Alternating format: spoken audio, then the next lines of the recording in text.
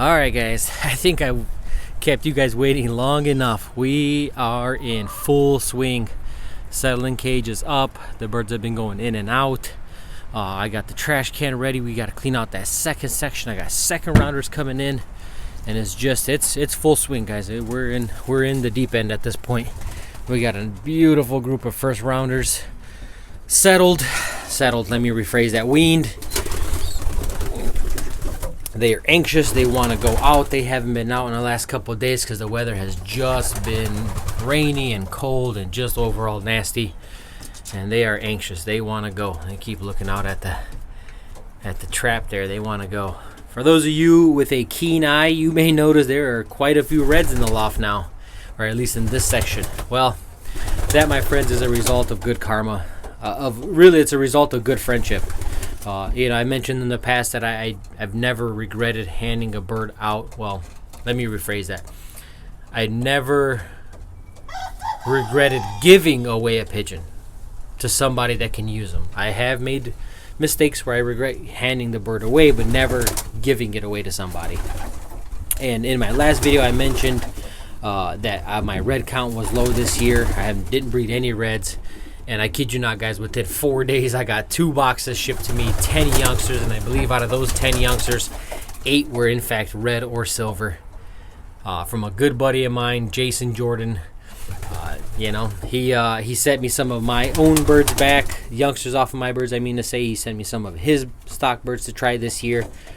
And it's a good feeling. It's a good feeling, and that's why I never regret handing a bird out, especially to somebody that can use them. Because in a situation like this, I didn't even have to ask. 2 boxes were already sent to me, and the birds are doing super. Again, they're anxious. Let me let them out, guys, while we're here. Make my way across. Come on. Sorry about the noise. It's going to get a little hectic. And I'm trying to be as controlled as possible. Because if you're chaotic, so will the birds be. So, this is not fun one-handed. All right, that trap is open. All right, guys, go ahead and go. Oh, nobody wants to go now. Again, they haven't been out in a couple days, so they're a little bit weary. I don't necessarily like to leave them out in the cold, especially if it's raining. They're dummies. They don't realize that, being out there is not fun. And by the end of the night, I get a couple that are sniffly and sneezing and just like little kids. But like we were saying, guys, moving on.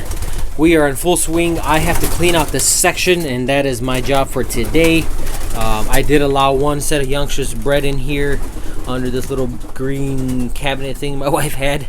And they're coming along nicely. I'm going to leave them in here after about a week, I think, and I'm going to move everybody else in here. And I have not cleaned this section since the young bird season.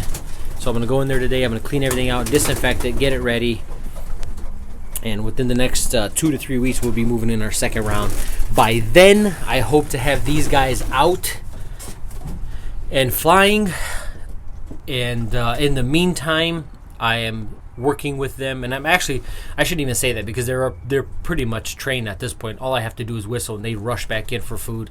And that started the moment I let them out. And I highly suggest you guys work on that. Don't focus on how soon you can let the birds out. If they're not trained, if they're not trap trained, if they're not command trained, you're going to lose them. They're going to stay out all day long. They're not going to understand what you want from them, and then they'll just simply get hawked or fly offs or whatever the case may be. And you don't want that, guys. You want them to be trained. I honestly don't even have to whistle anymore. At the end of the day, when I walk up to the loft, they automatically start running in. They know it's feed time. And it works. I got my ladder set up so I can show you guys. I know I've showed you guys in the past, but if anybody's new and is watching the channel, the settling cage is about the best thing you'll ever do to a loft. They can get on top of the roof. They can look around. They can see and have a 360-degree view of their loft.